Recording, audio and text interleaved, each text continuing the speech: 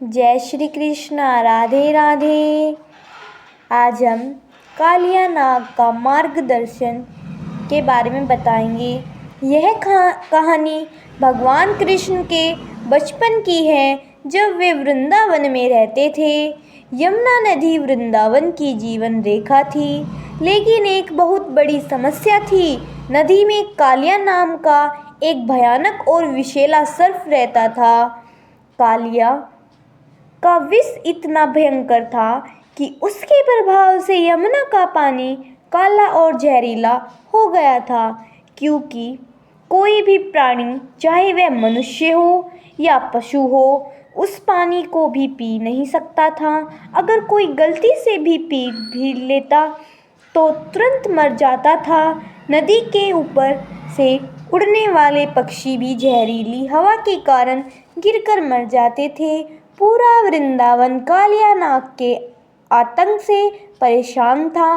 ग्वाले अपने पशुओं को यमुना के पास ले जाने से डरते थे और माताएं अपने बच्चों को नदी से दूर रहने की हिदायत देती थी।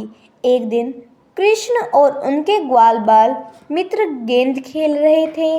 खेलते खेलते उनकी गेंद गलती से यमुना नदी में जा गिरी, ठीक उसी हिस्से में जहाँ कालिया नाग रहता था।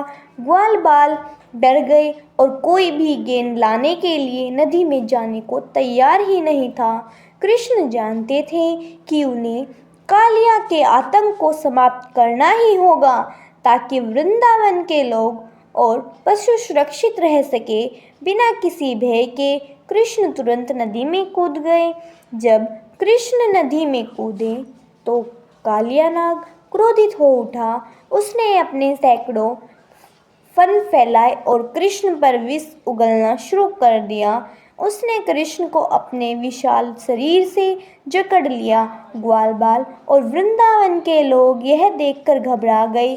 वे चिल्लाने लगे और नंद बाबा व यशोदा मैया को बुलाने लगे। सब कृष्ण की चिंता में रो रहे थे, लेकिन कृष्ण तो स्वयं भगवान थे। उन्होंने अपनी लीला शुरू की। उन्होंने अपने शरीर को इतना बड़ा कर लिया कि कालिया उन्हें जकड़ नहीं सका। फिर कृष्ण ने कालिया के फनों पर चढ़ना शुरू कर दिया। कालिया ने उन्हें गिराने की बहुत कोशिश की, लेकिन कृष्ण उसकी पीठ पर कूदते रहे और अनंत उसके सबसे बड़े फन पर जा पहुँचे। वहाँ पहुँचकर कृष्ण ने अपने पैरों से शुरू कर दिया। कृष्ण के हर पदचाप से कालिया को असहनीय पीड़ा हो रही थी। उसके मुंह से खून निकलने लगा और उसका विष भी कम पड़ने लगा। कालिया को समझ आ गया कि यह कोई साधारण बालक नहीं है, बल्कि स्वयं परमेश्वर है। दर्द से तड़पते हुए कालिया ने अपनी पत्नियों नागिनियों को बुलाया। नागिनियाँ कृष्ण के सामने आई और हाथ जोड़कर अपने पति के प्राणों की भीख मांगने लगी। उन्होंने कृष्ण से क्षमा याचना की और कालिया को बख्श देने का अनुरोध किया। भगवान कृष्ण दयालु थे।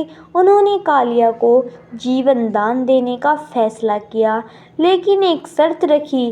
कृष्ण ने कालिया से कहा कि वह तुरंत यमुना नदी को छोड़कर अपने परिवार के साथ समुद्र में चला जाए और फिर कभी वृंदावन में वापस न आए।